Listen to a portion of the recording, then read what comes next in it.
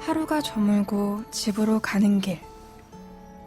많은 것을 했지만 아무것도 하지 않은 것 같은 꼭 그런 기분이 드는 지친 퇴근길. 이대로 들어가기엔 조금 아쉬우니까 한 정거장만 먼저 내려 우리 같이 걸어볼까요? 최유리와 함께 퇴근길 한 정거장.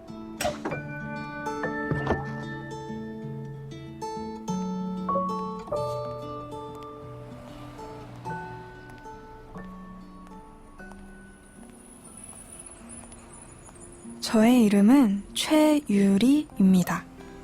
왜 갑자기 자기소개냐고요? 지금 같이 걷는 당신의 이름을 묻고 싶어서 먼저 소개를 해봤어요. 아무것도 가지지 못한 채 태어나 가장 먼저 선물 받는 것. 그건 아마도 우리의 이름일 거예요. 다른 어떤 것보다 먼저 받는 선물이라고 생각하니 너무 함부로 다룬 것은 아닌가 생각되기도 하는데요. 당신은 어떤가요?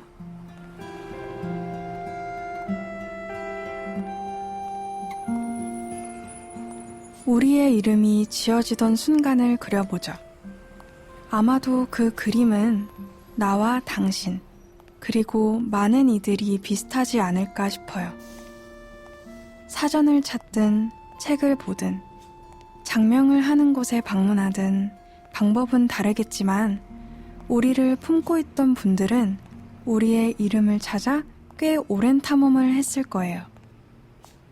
슬아의 아이가 나의 무릎을 벗어난 뒤에도 안고 지내야 하는 것이기에 당신께선 10달 내내 아이의 이름을 찾고 또 찾았을 거예요.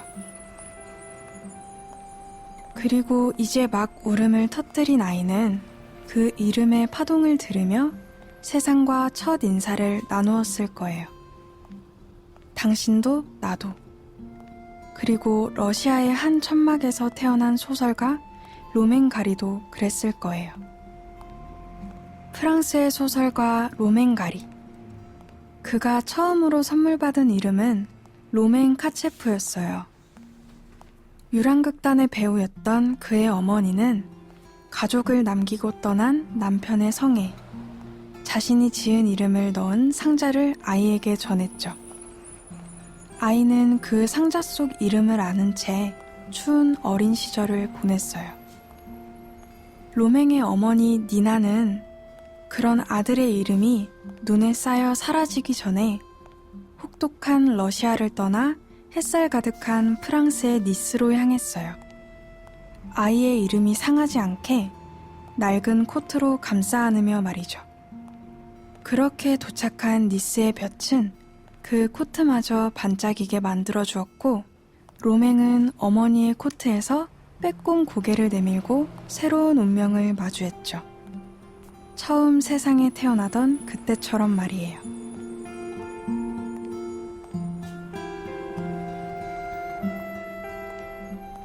새로운 인생, 그것을 살기 위해서 두 사람은 새로운 이름이 필요했다 믿었어요. 그래서 매일매일 노트에 새로운 이름의 후보를 적으며 로맹의 미래를 스케치해 나갔죠. 프랑수와 메르몽, 루시앙 브릴라르. 새 인생의 이름을 찾던 두 사람은 몇몇의 이름을 떠올렸지만 도무지 마음에 드는 것이 없었어요. 그래서였을까요? 로맹가리는 새로운 이름으로 작품을 기고할 때마다 거절의 답장을 받을 뿐이었죠. 니나는 그렇게 돌아온 답장을 보고 역시나 이름이 부족하다 생각했대요. 자신의 아들이 쓴 작품이 부족할 것이라고는 단 하나의 의심도 하지 않은 채 말이에요. 하지만 정말로 이름 때문에 거절을 당한 것이라 생각한 사람은 아무도 없었어요. 로맹 역시 이름이 문제가 아니란 건 너무나 잘 알고 있었죠. 그래서였을까요?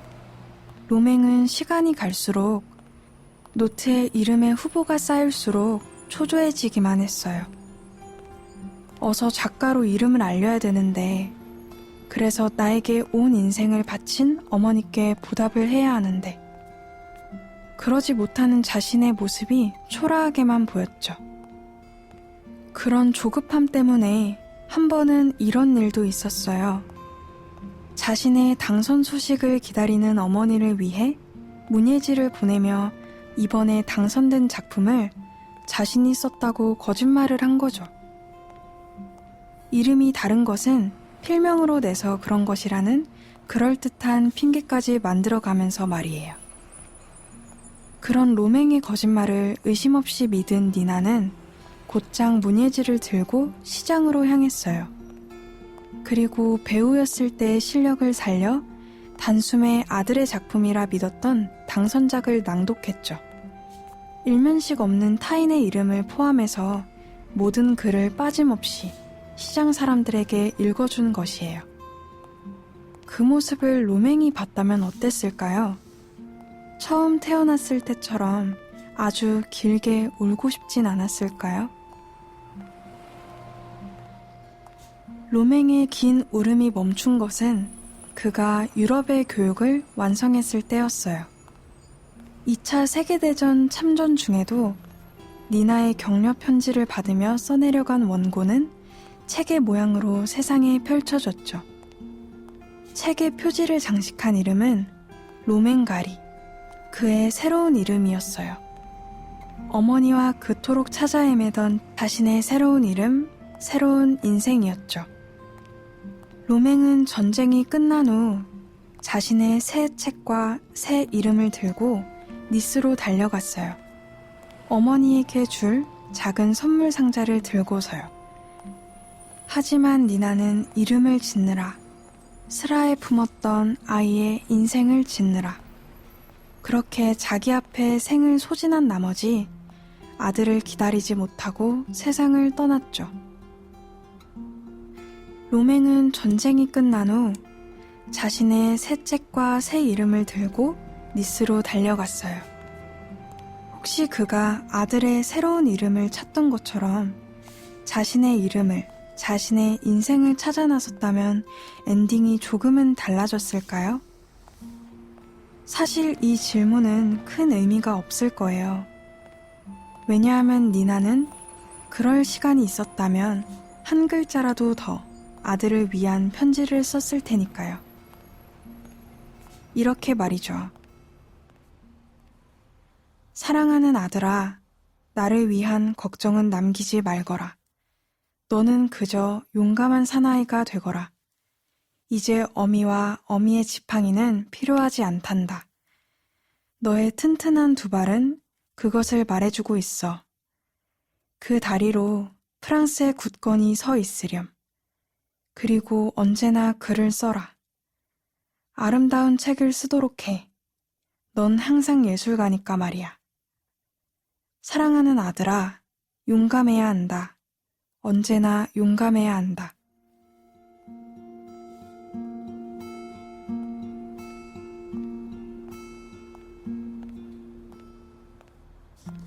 당신의 이름을 묻다가 로맹가리와 어머니의 이야기까지 나누게 되었네요.